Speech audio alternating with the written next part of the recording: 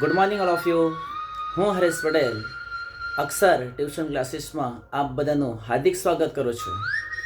મિત્રો, સંસ્કૃતની અંદર એક ઉક્તિ છે કે માતૃદેવ ભવઃ, પિતૃદેવ ભવઃ, આચાર્ય દેવ ભવઃ. કહેતા કે જીવનની અંદર માતા પિતાનું જે સ્થાન છે એ ક્યારેય કોઈ લઈ શકતું નથી.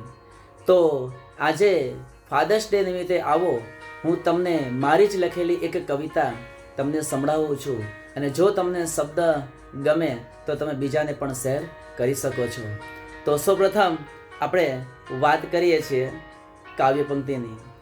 માતા પિતાની કિંમત કરી લ્યો, આજનો મારો વિષય છે. દુનિયામાં સૌથી જો પ્રેમાળ સંબંધ હોય તો તે છે માતા પિતા. કેમ કે માનો પ્રેમ ભાવુક અને મમતાવાળો હોય છે.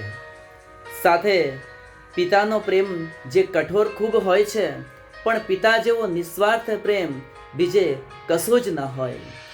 એક માતા પિતા જ છે જે પોતાના દીકરા અથવા તો દીકરીને સુખ આપવા માટે પોતે દુઃખ અપનાવે છે.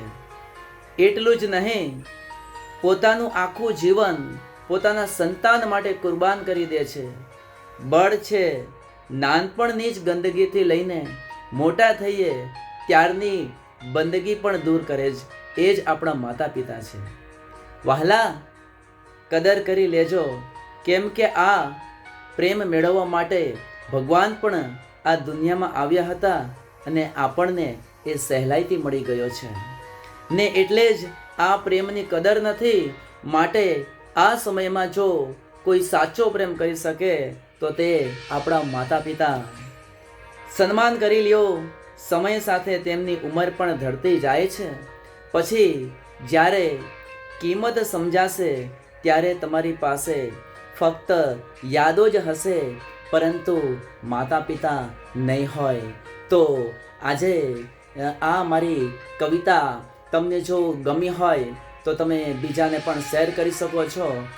અને આજના દિવસે હું ફક્ત એટલું જ કહીશ કે આપણે પણ આપણા માતા પિતાની સેવા કરીએ, શાંતિથી જીવન વિતાવીએ અને મીઠા મેવા પ્રાપ્ત કરીએ.